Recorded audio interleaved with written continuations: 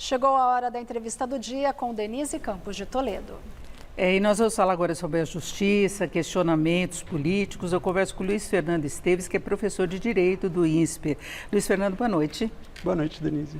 Bom, vamos falar dessa situação conturbada da justiça brasileira, que já faz algum tempo que decisões da justiça estão sendo questionadas. Tivemos a Lava Jato, depois nós tivemos revisão dos processos da Lava Jato, agora pedido de prisão de juízes, que foram a Gabriela Hart, também que conduziu processos depois do Moro, o Danilo Pereira Júnior, também juiz. Quem pediu foi o corregedor Luiz Felipe Salomão, pediu também de desembargadores. Aí o ministro do STF, Roberto Barroso, que está na CCJ, votando também na CNJ, ele foi contra, né, inclusive de uma forma bastante até agressiva contra a decisão do juiz, chamando de ilegítima, arbitrária, e isso corre em paralelo a toda uma situação de questionamento do STF. Antes de falarmos de outros casos, como é que você vê essa situação específica da Lava Jato? Eu vejo com bastante surpresa, para ser sincero, o que aconteceu na última semana no CNJ. Nós tivemos um caso, na verdade, dois casos diferentes que tramitam no CNJ desde setembro do ano passado. E esses dois casos estavam com o corregedor Luiz Felipe Salomão desde então. Luiz Felipe Salomão analisou os casos, liberou os casos para julgamento no início de abril. A pauta foi designada pelo presidente do CNJ, ministro Luiz Roberto Barroso, para o dia 16 de abril, e no dia anterior à discussão que se daria ali com todos os 15 conselheiros do CNJ, o ministro Luiz Felipe Salomão, ministro do STJ e também corregedor do CNJ, decidiu sozinho por afastar 2 desembargadores e 2 juízes do seu cargo. E o ministro Luiz Felipe Salomão, ele adotou uma fundamentação muito semelhante para os dois casos, mesmo sendo casos que envolviam sim a Lava Jato, mas casos completamente diferentes. Então eu vi com muita surpresa a decisão do Luiz Felipe Salomão, as decisões do Luiz Felipe Salomão, sobretudo considerando que eram casos tão diferentes. Acho que isso gerou essa reação do ministro Luiz Roberto Barroso, porque, como os outros conselheiros, o ministro Luiz Roberto Barroso foi pego de surpresa no dia anterior com as decisões monocráticas, decisões individuais do ministro Luiz Felipe Salomão, em casos que aparentemente não necessitavam de nenhuma urgência.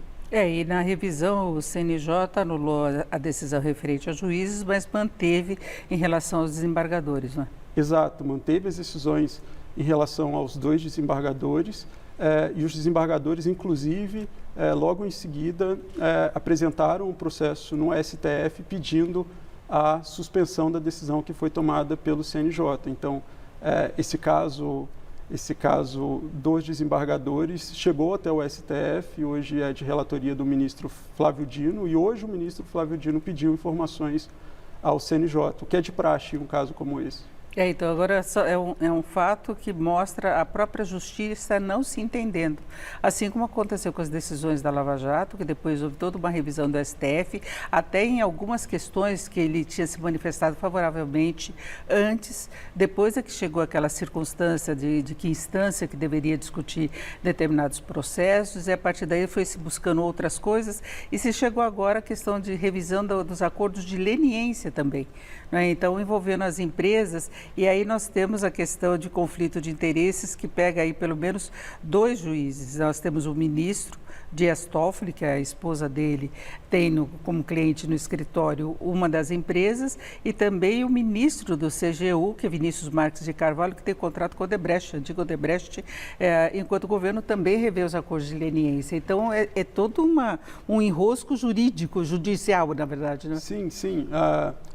Eu diria que é natural que uma operação do porte da Lava Jato gere esse conjunto de problemas, esse conjunto de decisões, inclusive para o futuro. Mas, de fato, o tribunal e os tribunais aqui analisam esses casos da Lava Jato, casos que são muito diferentes, e eu vejo uma tendência recente em analisar todos os casos da Lava Jato como se nós estivéssemos diante ali do mesmo problema jurídico.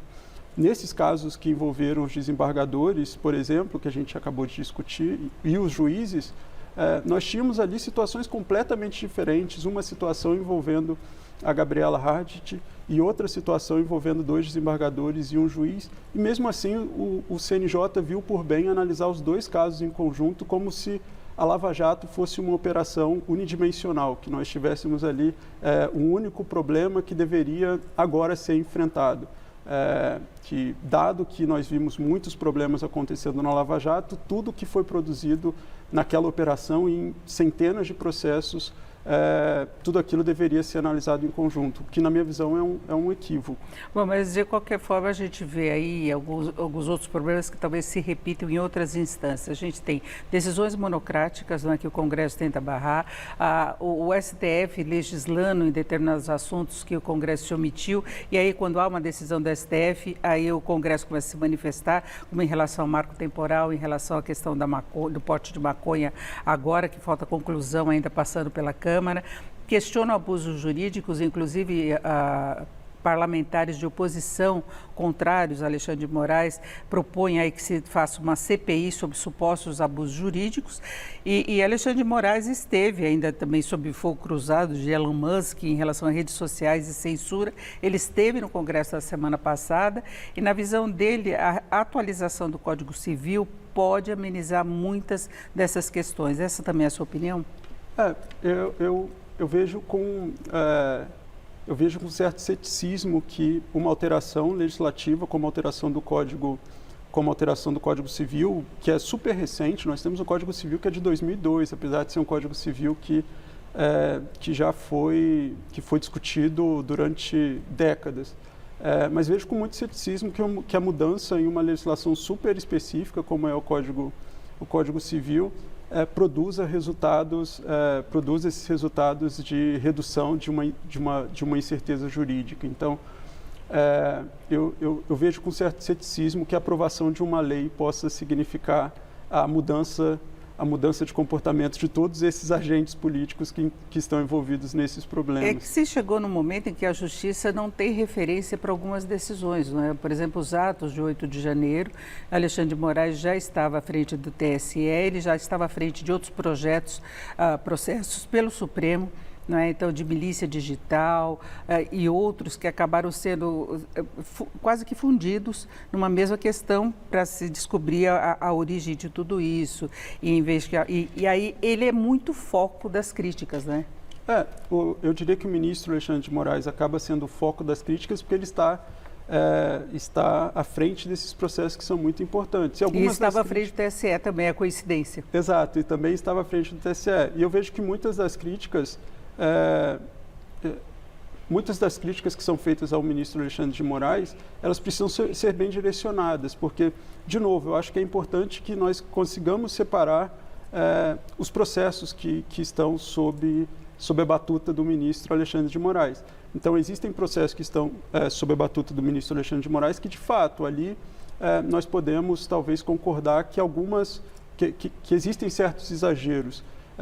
Mas em outros processos, a atuação do ministro Alexandre de Moraes pode não ter problemas. Mas, de novo, eu acho que é importante que a gente consiga separar quais atuações do ministro Alexandre de Moraes são legítimas e quais atuações do ministro Alexandre de Moraes podem ser legítimas se ultrapassarem aí alguma barreira jurídica. É exatamente essa dificuldade de se estabelecer uma referência até o limite que a Justiça pode ir, uma decisão, porque muitas das decisões dele foram referendadas pelo plenário. Então, foi uma decisão do STF, no final das contas.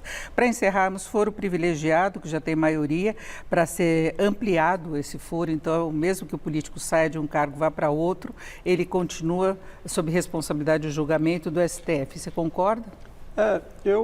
De novo, eu também vejo eu vejo alguns problemas nessa decisão que vai ser tomada, nessa decisão que possivelmente será tomada pelo tribunal. Digo possivelmente porque essa decisão, o julgamento foi interrompido por um pedido de vistas do ministro André Mendonça, então, apesar de uma maioria já configurada, é possível que essa decisão, no futuro próximo, talvez ainda não seja implementada. Mas eu vejo certos problemas porque há uma ampliação, ao meu ver, exagerada nas pessoas que terão foro no STF, porque o sujeito pode praticar um crime no cargo hoje pode sair do cargo nos próximos anos e ainda assim ele ficará vinculado ao tribunal eternamente, até que aquele caso seja julgado. Então, no meu entender, isso dá um poder talvez exagerado para o tribunal sobre o destino daquelas pessoas, muitas delas que já deixariam ali os cargos públicos. Perfeito. Então, eu não vejo a proteção, eu não vejo como isso significaria proteção no desempenho da função pública. Perfeito, agradeço muito a participação do Luiz Fernando Esteves, que é professor de Direito do INSPER. Obrigado, uma boa noite. Obrigado, boa noite. Com vocês.